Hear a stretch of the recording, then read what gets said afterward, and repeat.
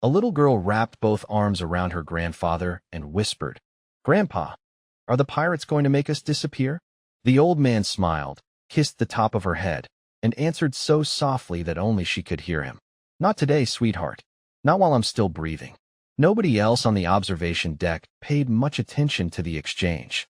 The music from the string quartet drifted through the warm evening air inside the Liberty Horizon's panoramic atrium. Waiters carried fresh coffee and slices of pecan pie between smiling vacationers, and families gathered beneath the enormous transparent dome to admire the endless river of stars sliding past outside. It was supposed to be another peaceful night on the first luxury cruise ever organized exclusively for American military veterans and their families. Jack Sullivan leaned comfortably against the polished railing, a paper cup of black coffee warming his hands. At 62, retirement fit him better than any uniform ever had. His knees complained every morning. His back reminded him whenever it rained, and his wife Linda never let him forget that he still walked like he expected someone to inspect the deck for dust. "You're doing it again," Linda said with an amused smile as she slipped her arm through his. "Doing what?" "Scanning every exit." Jack looked around before chuckling. "Old habits. Jack, we're on vacation." "I know. Promise me you'll actually relax this time." He smiled at her, the kind of quiet smile that had survived 4 decades of marriage. "I'm trying." Nearby, a group of gray-haired friends argued over a card game, while another table swapped stories that all began with, "Back when I was stationed." Someone laughed so hard coffee nearly came out his nose. A retired Navy corpsman teased an old Air Force pilot about landing gear. A former Marine gunnery sergeant claimed the coffee would qualify as a chemical weapon. The room filled with easy laughter, the kind that only came after people had spent years carrying burdens they rarely talked about. Jack recognized many of the faces, even if he could not remember every name. Veterans had a way of finding one another without trying. Some wore baseball caps embroidered with old unit insignias. Others carried themselves with that same relaxed posture that somehow never stopped looking alert. Nobody was trying to impress anyone. They were grandparents now, husbands, wives, neighbors, little league coaches, church volunteers. They had earned ordinary lives. Across the dining hall, Jack noticed his granddaughter Emma pressing her face against the observation glass. "Grandpa, come look," she called excitedly. He walked over beside her as a pod of graceful alien travelers in shimmering silver transport craft glided past outside, exchanging friendly navigation signals with the cruise liner before continuing into deep space. Emma's eyes sparkled. "Do you think they wave back?" Jack smiled. "Only if you're polite first." She waved with both hands anyway. A few passengers around them laughed as one of the distant ships blinked its running lights twice before disappearing into the darkness. Then every light aboard the Liberty Horizon flickered. Just once. The orchestra stopped playing. Conversations faded. A low chime echoed across the ship before the captain's calm voice filled every speaker. "Ladies and gentlemen, we are experiencing a brief navigational interruption. Please remain where you are while our crew verifies local traffic." Nobody panicked. Most people assumed it was a routine systems check. Jack almost believed that too. Almost. His eyes drifted toward the stars beyond the glass. Several unfamiliar ships had appeared where there had been nothing only moments before. They were too still, too perfectly positioned. Linda noticed his expression change. "Jack." He never answered. Instead, he slowly set his untouched coffee onto the nearest table and quietly watched the dark silhouettes closing around the Liberty Horizon. The unfamiliar ships continued drifting into formation until they surrounded the Liberty Horizon from every direction. There was no frantic maneuvering, no warning shots, no dramatic announcement. They moved with the quiet confidence of people who believed the outcome had already been decided. The captain's voice returned over the speakers, calm but noticeably tighter than before. "Ladies and gentlemen, we are asking everyone to remain inside the main passenger areas while we complete an unexpected traffic inspection." Jack looked at Linda. "Traffic inspection?" She frowned. "You do not believe that." He shook his head once. "No." Around them, most passengers accepted the explanation. Parents gathered their children. Couples finished conversations. A few people joked that somebody had probably forgotten to file the right paperwork. Emma tugged gently on Jack's sleeve. "Grandpa, Are we still going to see the nebula tomorrow? Jack forced a smile that felt easier for her than for himself. That is still the plan. Before she could ask another question, every display screen inside the atrium flickered to black. A strange symbol replaced the cruise company's logo, followed by a harsh mechanical voice translated into clear English. Attention, human passengers. Your vessel is now under the authority of the Crimson Talon fleet. Remain where you are. Cooperate, and your journey will continue with minimal inconvenience. Gasps spread through the room. Someone dropped a dinner plate. A young father instinctively stepped in front of his two children. The musicians quietly lowered their instruments. Nobody screamed, but the cheerful atmosphere disappeared in a heartbeat. Linda reached for Jack's hand beneath the table. She could feel his pulse steady instead of racing. That worried her more than panic would have. "Jack," she whispered, "tell me what you are thinking." His eyes never left the nearest emergency exit. "I am thinking whoever planned this has never been on an American veterans cruise." At the opposite end of the dining hall, an elderly man wearing a faded Marine Corps cap slowly folded his newspaper without saying a word. Across the room, a woman with silver hair wearing a navy sweatshirt quietly guided three frightened children toward the center of the lounge, away from the entrances. A retired firefighter stood up, not to confront anyone, but to help an older couple into safer seats. None of it looked coordinated. It simply looked familiar. People who had spent their lives responding to emergencies slipped back into old routines before they even realized they were doing it. The main entrance doors slid open. A group of heavily armored pirates walked inside, carrying advanced restraint devices and scanning equipment. Their leader glanced around the crowded room and laughed through his translator. "Look at this. Vacationers. Gray hair. Bad knees. Soft civilians." One of his crew pointed toward a row of mobility scooters parked beside the gift shop. Several pirates chuckled. "This may be the easiest operation of our careers," another one said. Jack heard every word. He took another slow look across the room. A retired Army helicopter pilot was quietly counting ceiling cameras. Two former Coast Guard officers studied the hallway intersections. A combat medic named Robert Hayes casually knelt beside a frightened little boy, checking that his asthma inhaler was still in his pocket. Nobody exchanged signals. Nobody whispered secret plans. They simply observed. The pirate commander lifted a scanner and began reading passenger records. He barely glanced at the names before dismissing them. Teachers, nurses, grandparents, tourists. He waved dismissively. Nothing here worth worrying about. Jack almost smiled. The scanner listed occupations. It did not list lives lived decades earlier. It did not mention Fallujah, Helmand, Mogadishu, or countless humanitarian missions after hurricanes and floods. It certainly did not recognize the quiet old man standing near the coffee station who had once spent 24 years leading Marines through situations far worse than this. As the pirates ordered everyone toward the grand ballroom, Jack picked up Emma, kissed the top of her head, and spoke so softly only she could hear. "Stay close to Grandma. Whatever happens next, remember something. Brave people do not always look brave at first." Emma nodded. Jack set her down, straightened his shoulders, and calmly joined the line with everyone else while his eyes quietly memorized every face, every doorway, and every mistake the pirates were already making. The grand ballroom filled slowly, not because the passengers resisted, but because frightened families naturally stayed together. Parents kept children close. Husbands reached for their wives. Grandparents whispered reassuring words that they hoped sounded more convincing than they felt. Jack Sullivan walked beside Linda and Emma without rushing, his expression calm enough that Emma finally loosened her grip on his hand. "Grandpa, are they going to let us go?" she whispered. Jack looked down at her and smiled. "Right now our job is simple. We stay together, we listen, and we keep our heads clear." She nodded, accepting the answer with the quiet trust only a child could give. Inside the ballroom, the pirates positioned themselves around the exits while portable scanners swept across the crowd. The passengers were instructed to sit on the floor in family groups. Nobody argued. Nobody made dramatic speeches.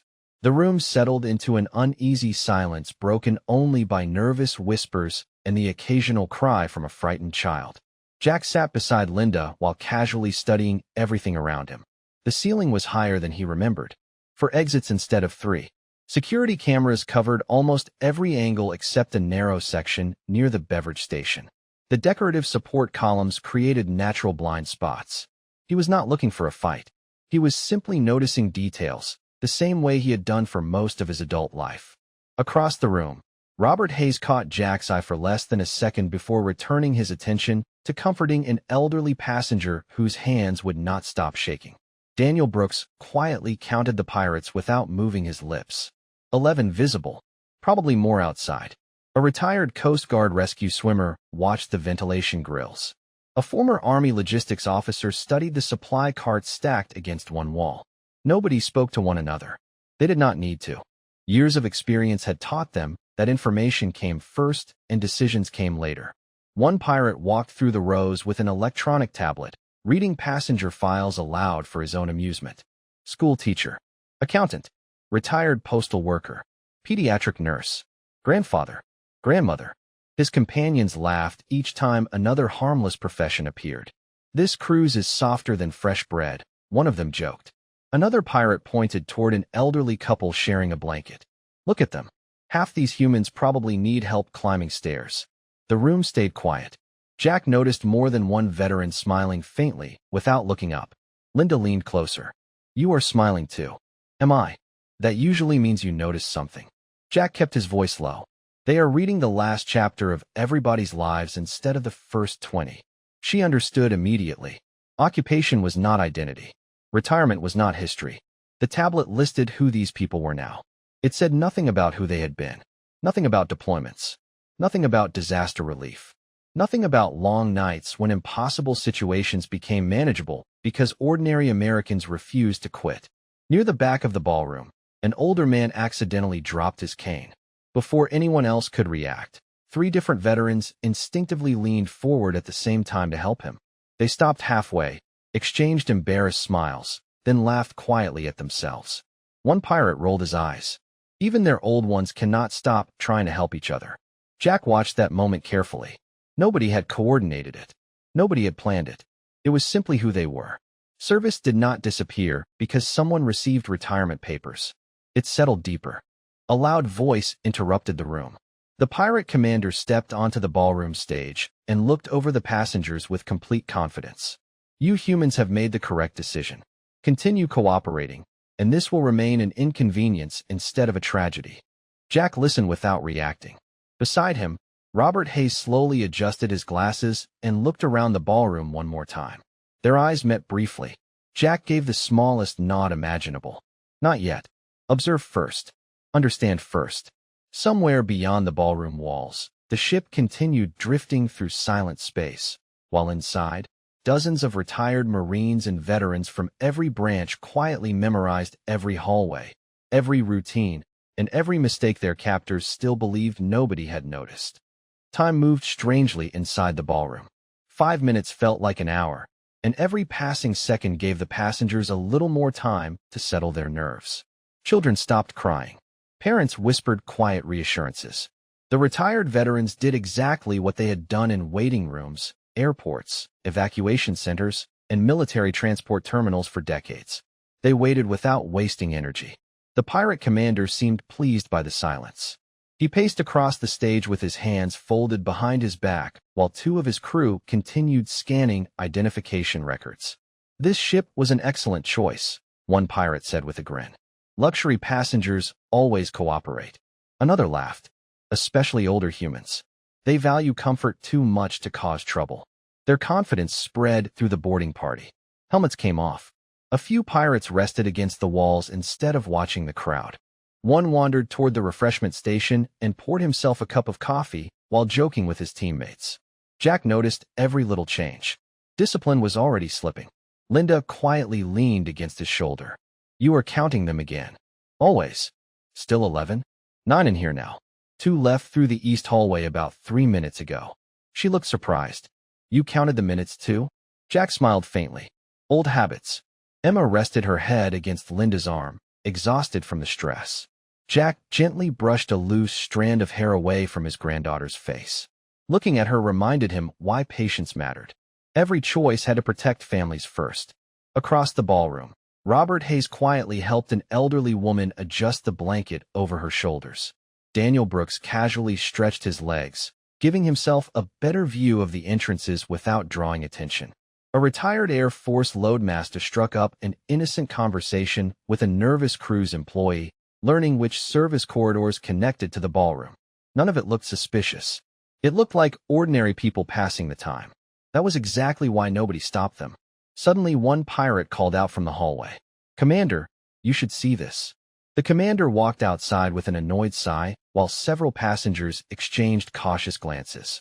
Jack remained perfectly still, but his ears followed every distant sound.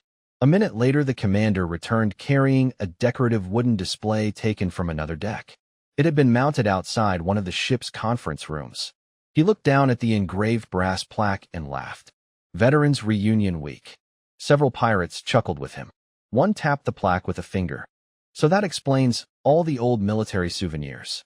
Another pirate carried in a cardboard box filled with commemorative hats, reunion badges, challenge coins, and embroidered patches collected from a nearby hospitality table. He dumped everything onto the stage like worthless souvenirs. "Look at this," he laughed. "Ancient decorations from ancient soldiers."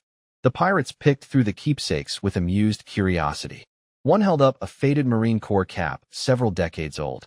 Another found a Navy challenge coin polished smooth from years in someone's pocket. "Retired," one pirate scoffed. "That means finished." Jack quietly watched as the old Marine cap changed hands before finally landing on the stage floor. Something inside him tightened, but not from anger alone. It was respect. Respect for friends no longer alive.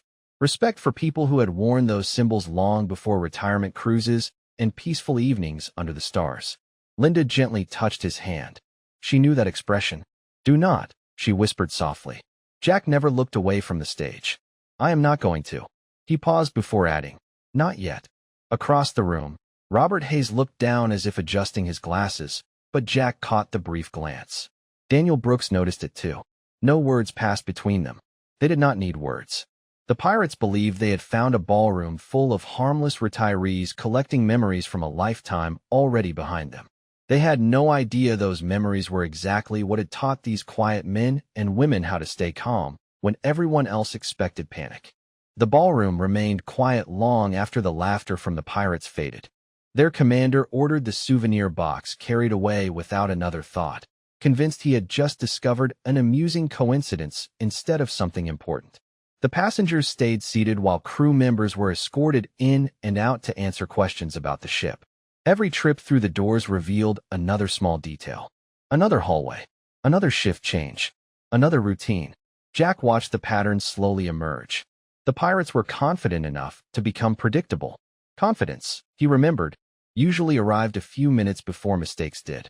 Emma had finally fallen asleep with her head resting against Linda's shoulder. Linda brushed the girl's hair away from her face and smiled softly.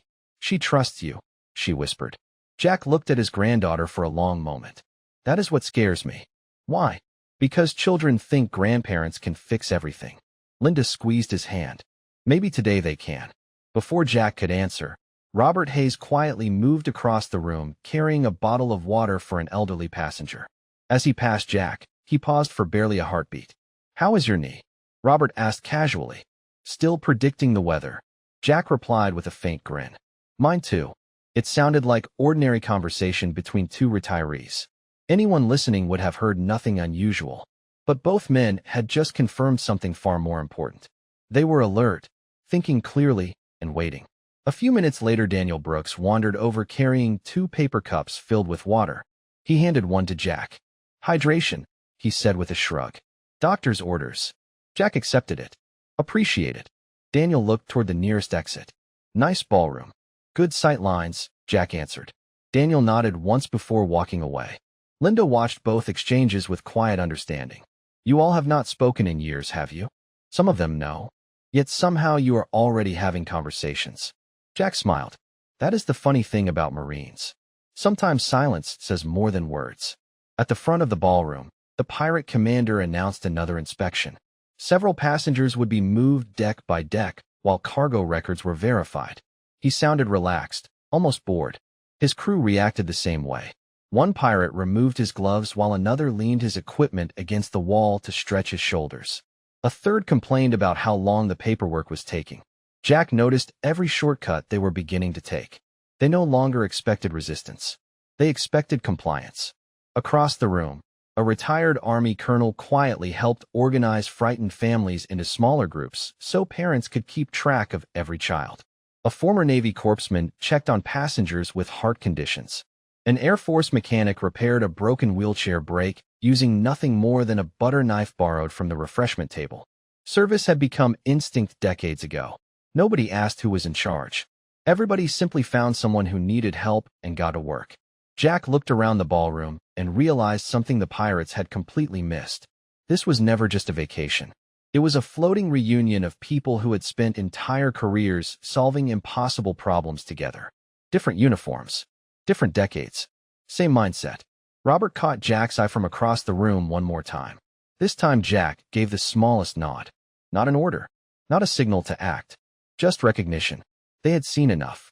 The waiting phase was almost over, and somewhere inside the quiet confidence spreading through the ballroom, every retired Marine already understood the same simple truth. They did not need to become who they used to be. They only needed to remember who they had always been. Before the next inspection team arrived, the atmosphere inside the ballroom had changed in ways the pirates could not see. Fear was still there, but it no longer controlled the room. Parents had settled their children. Elderly couples leaned on one another. Cruise employees quietly handed out blankets and bottles of water whenever they were allowed. It looked like a room full of tired vacationers waiting for bad news. Jack Sullivan knew better. He had spent enough years reading people under pressure to recognize the difference between panic and preparation. Robert Hayes slowly walked past carrying another case of bottled water that one of the crew members had been permitted to distribute. He stopped beside Jack long enough to hand Linda a bottle. "Ma'am, you should drink something." Linda smiled. "Thank you." Robert looked at Jack without actually looking at him. Funny how everybody keeps ending up in useful places. Jack unscrewed the bottle and took a small sip. Funny how that happens. Robert continued walking without another word. A nearby pirate watched the exchange for half a second before losing interest. To him, it was nothing more than polite conversation between retirees. Jack almost laughed to himself. They were still invisible. Daniel Brooks was proving just as valuable. Every time another pirate entered or left the ballroom, Daniel casually glanced toward the doorway, as though stretching his neck. By now he knew approximately how often patrols rotated, which guards preferred talking instead of watching, and which hallways carried the most foot traffic. Information accumulated one tiny piece at a time. Nobody rushed it. Across the room, a retired Army engineer named Michael Turner quietly knelt beside a maintenance access panel built into the wall. He pretended to tie his shoe while studying the screws securing the panel. When he stood back up, he simply shrugged and walked away. Later he passed Jack on the way to his seat. "Older ship than I expected," Michael said conversationally. "Solid construction." Jack nodded. "Things built to last usually are." Linda watched the exchange with growing amazement. "You all speak in riddles." Jack smiled. "No, we just stopped needing complete sentences a long time ago." Emma stirred awake and rubbed her eyes. "Did I miss anything?"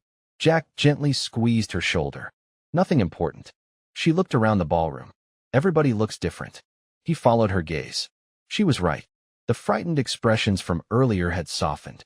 Not because anyone believed they were safe, but because people had started taking care of one another. A retired Navy cook had somehow convinced the pirates to let him help prepare sandwiches for the children. Two former Air Force nurses checked on older passengers with medications. A Marine chaplain quietly sat beside a widower who had begun crying after thinking about his family back home. Nobody gave orders. Service simply resurfaced on its own. At the front of the ballroom, the pirate commander grew increasingly relaxed. "See," he told one of his officers.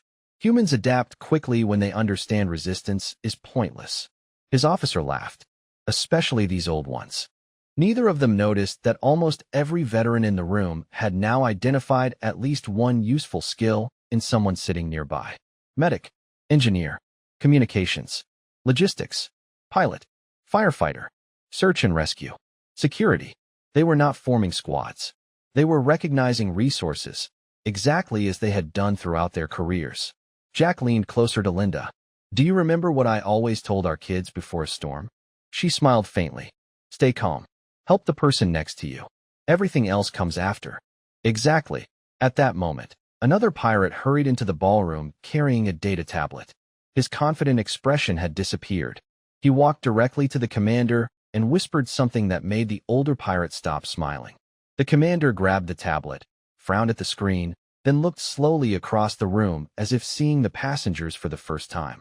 Whatever information had just appeared, it had finally made someone start asking the right questions. Before anyone in the ballroom could guess what was on the tablet, the pirate commander snatched it from his officer and read the screen twice. His expression shifted from annoyance to confusion. This cannot be right, he muttered. The officer lowered his voice. We checked the passenger registry against archived Earth records. The commander looked back toward the seated passengers. For the first time since boarding the ship, he was not seeing grandparents and tourists. He was seeing names. Jack Sullivan noticed the change immediately. Something is different, Linda whispered. Yes. What happened? Jack kept his eyes on the commander. They finally started reading deeper. The commander began scrolling through the passenger list again. Retired Marine Force Recon. Former Navy Corpsman. Army Aviation. Coast Guard Rescue. Air Force Combat Engineer. His voice grew quieter with every line. How many? The officer asked. I do not know yet. Enough to matter? The commander looked across the ballroom one more time. Maybe. Around the room, nothing outwardly changed. Robert Hayes continued speaking softly with an elderly couple about their medications. Daniel Brooks appeared to be helping a cruise employee stack paper cups. Michael Turner leaned comfortably against the wall as though his biggest concern was missing dinner. Yet beneath the calm surface, every veteran recognized the subtle shift in the pirates' body language. Their confidence had cracked. Not broken, just cracked. Jack leaned toward Linda. Remember what I told Emma? Linda smiled faintly. Brave people do not always look brave. Today that works both ways. A young pirate walked past the rows of passengers, studying faces more carefully than before. He stopped in front of an elderly man wearing a faded Marine Corps jacket. You served? The old man smiled warmly. Long time ago. How long? Long enough to enjoy retirement. The pirate frowned, unsure whether the answer meant anything. He moved on. 2 seats away, another veteran quietly whispered to his wife, he is nervous. She squeezed his hand. Can you tell? He started asking questions instead of giving orders. That was true. The commander gathered his officers near the stage instead of spreading them throughout the ballroom. Their conversation became shorter, more serious. One repeatedly looked back toward the exits. Another adjusted his equipment twice in less than a minute. Jack had seen those behaviors before. They belonged to people who had begun questioning their assumptions. Emma tugged gently on Jack's sleeve. Grandpa, yes, sweetheart. Why do they keep looking at everybody now? Jack smiled softly. Because they are trying to figure out who we are. Do they know? He glanced around the ballroom. Robert was helping a frightened child smile again. Daniel was quietly memorizing another patrol rotation. Michael had somehow learned which maintenance corridor connected to the engineering deck. Dozens of retired service members continued acting like ordinary Americans taking care of the people around them. Not yet, Jack answered. They only know what we used to do. They still do not understand who we are. Across the room, the commander lowered the tablet and took one long look at the veterans sitting among the families. His confidence had not disappeared, but something new had replaced it. Doubt. For the first time since the boarding began, he quietly ordered 2 additional guards into the ballroom instead of sending more away. He had finally realized this was not a room full of helpless passengers. He simply had not realized how late that discovery had come. The ballroom felt smaller now, not because anyone had moved, but because the pirates had. The additional guards took positions near every doorway, their conversations quieter than before. Nobody laughed anymore. The commander kept the passenger manifest open in his hands, scrolling through line after line as though hoping the information would somehow change. It did not. Jack Sullivan watched him for another minute before leaning back in his chair. He is making the same mistake, he said softly. Linda looked at him. Which one? He is counting resumes instead of people. Emma glanced between them. What does that mean? Jack smiled gently. It means he thinks he understands everyone because he read a list. Emma nodded, even if she did not completely understand. Across the ballroom, Daniel Brooks noticed one of the guards leave his station to speak with the commander. For nearly 30 seconds, the hallway entrance remained uncovered. Daniel did not react. He simply stored the observation away like every other detail. Michael Turner noticed something different. The ship's environmental system had begun cycling air through the ballroom more frequently. That meant engineering was still functioning normally. Good. Robert Hayes quietly counted the passengers who might need extra assistance if they ever had to move quickly. Elderly, children, medical conditions. He was already thinking 3 steps ahead without realizing he was doing it. The commander finally raised his voice. Listen carefully. We have reviewed your records. Some of you have military backgrounds. Several passengers exchanged glances, but nobody answered. That service ended years ago, he continued. You are civilians now. Do not confuse old memories with present reality. An elderly man wearing a Navy veteran cap raised one eyebrow, but said nothing. A retired Army sergeant quietly adjusted his glasses. A grandmother knitted another row into the small blanket she had started earlier that afternoon. Their silence unsettled the pirates far more than arguments would have. Linda leaned closer to Jack. You are all doing that on purpose. Doing what? Making them wonder. Jack looked toward the commander. People usually fear what they cannot predict. The commander stepped down from the stage and slowly walked between the rows of seated passengers. He stopped beside Robert Hayes. You were a medic? Robert smiled politely. Yes. Can you still perform emergency treatment? If somebody needs help, I hope I can. The commander studied him for another second before moving on. Next came Michael Turner. Engineer? That is right. Still remember your trade? Michael shrugged. You do not forget 40 years overnight. The commander frowned. Every answer sounded harmless, yet none of them reassured him. Finally, he stopped in front of Jack. Marine Force Recon, he read from the tablet. Retired nearly 20 years. Jack nodded. That is correct. Do you miss it? Jack thought about the question longer than the commander expected. I miss the people, not the missions. Jack looked toward Emma sleeping peacefully against Linda's shoulder. The whole reason we retire is so children like her never have to think about those. The commander stared at him without speaking. There was no anger in Jack's voice. No threat. Just quiet honesty. Somehow that answer felt heavier than any warning could have. As the commander walked away, one of his younger officers whispered, Do you really think these old humans are dangerous? The commander looked back across the ballroom one last time. Families comforting one another. Veterans helping strangers. Grandparents keeping frightened children calm. Nothing about the scene looked dangerous. And yet he could not shake the growing feeling that the greatest mistake his fleet had made was assuming danger always announced itself before it arrived. The silence inside the ballroom lasted only a few more minutes before the ship gently changed course. The movement was so slight that most passengers barely noticed, but Jack Sullivan did. He smiled to himself. What is it? Linda asked quietly. The engines just shifted to a protected navigation pattern. Is that good? Very. Before he could explain, the captain's familiar voice returned over the public address system. It sounded calmer than it had all day. Ladies and gentlemen, thank you for your patience. We have successfully established communication with Galactic Security Command. Rescue vessels are now approaching our position. Please remain where you are while this situation is resolved peacefully. A wave of relief swept through the ballroom. Parents hugged their children. Several passengers quietly wiped tears from their eyes. Even the pirates froze for a moment. Their commander immediately demanded a status update from one of his officers, but the answers coming back were no longer confident. Something outside the ship had changed, and everyone knew it. Jack looked toward Robert Hayes. Robert simply smiled and gave the smallest shrug. Nobody celebrated. Nobody cheered. They had all learned long ago that the safest moment to relax came after everyone was home. The commander slowly walked back toward Jack, the tablet still in his hand. This time his voice carried none of the arrogance from earlier. Tell me something honestly. Jack looked up. All right. If my people had never discovered your military records, would any of you have tried to frighten us? Jack shook his head. No. Would you have boasted about what you used to be? No. The commander frowned. Why not? Jack glanced around the ballroom.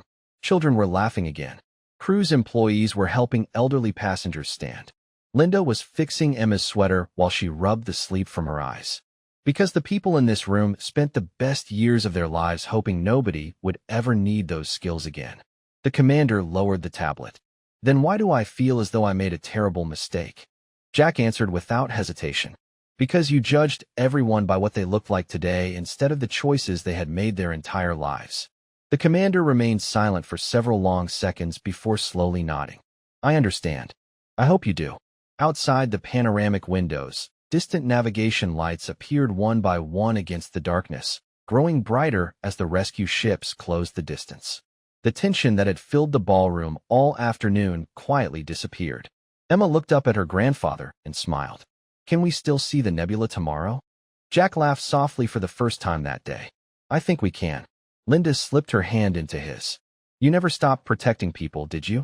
Jack looked around at Robert, Daniel, Michael, the retired nurses, the firefighters, the mechanics, the pilots, and the grandparents who had spent the entire day comforting strangers before thinking about themselves.